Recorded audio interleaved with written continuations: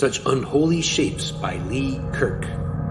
All three of us had our hands outstretched, touching the cold spot, and then it happened. The acid kicked in, widening my eyes like breakfast plates. Look, Kev, this is going too fast for me. You obviously know what you're doing, but I'm sorry, this is freaking me out, I say, pulling the plum red robe hood back. What do you mean? Are you not game? We've come so far. We've made a breakthrough. Aye. To what, though? We don't know what this cold spot really is. He's right, says Matthew, lighting another cigarette, pulling the hood of his robe back, revealing a stubbled, pockmarked face. Kev shouts, "You're both breaking the intent. Leave your robes as they are. Can you not smoke, please?" Matthew inhales longer on it, then blows out a plume. Kev pulls his robe hood back, his eyes magnified through the lens of his glasses. The left lens is blood-smeared. He repeats, "Matthew, can you not smoke when we are trying to make contact?" The acid had its grip on Matthew. You could see a menace work behind his eyes. He says, "Should it not be warm and inviting the celestial realm? Ouija boards are full of shit. I believe you spoke to someone, Kev, but we have been misguided. Look, over there at all that death. All we get is a cold spot." "I think we should stop," I said, shaking my head at Matthew. Kev just looks at both of us. I say, "Look, man, I'm feeling this trip. I need to lay down." "It's not for lying down. I got us the acid to focus on the intent. That was the point of the chant," says Kev.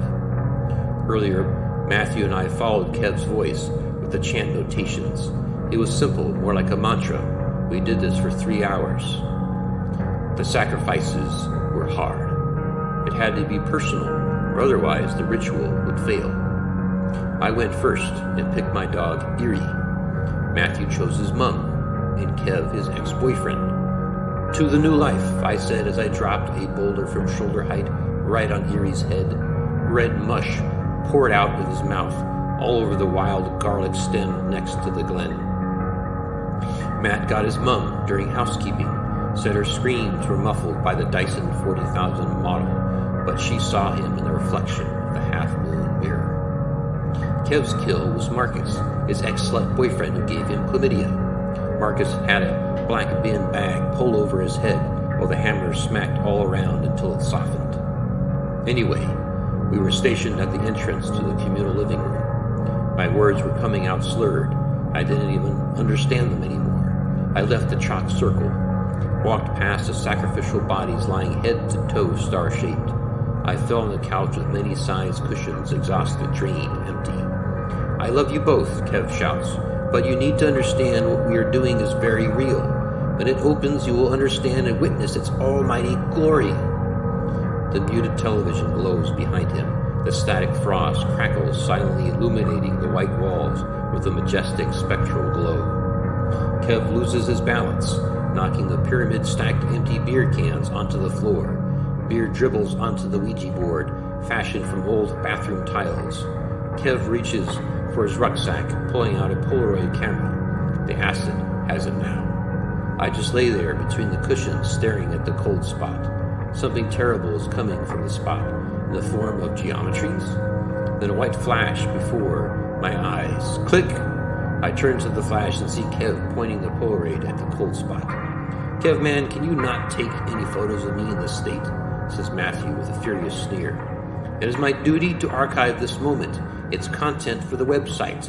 Click. "I told you to stop that," said Matthew, pushing Kev. "Matt, calm down. I told you don't take any fucking pictures."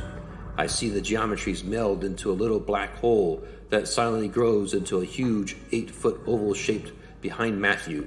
Just as he moves forward, punching Kev twice in the face, Kev cups his nose, screams and lunges at Matthew, pulling him down while smacking with his left fist into the side of Matthew's face. They both roll back and forth on the ground, punching savagely into each other. Something sifts within the infinite depth of the oval. A long black thin arm stretches from the hole. Reaching over the hand, touches Kev's back as he rolls on top of Matthew. He raises his left fist to strike again. The portal disappears. The television switches off as Kev's eyes turn red. He looks down at Matthew, striking down with the left, grabbing the jugular, the white knuckles squeezing all his fingers deep inside, making loud, tearing sounds. Matthew's gagging drowns out the flesh sounds as blood shoots out in all directions, over me, over the bodies, the walls, and the carpet. I pull myself up from the couch, swaying with psychedelic intoxication. I fall back on the cushions. Kev's red eyes stare towards me as he rises to the new life. He walks towards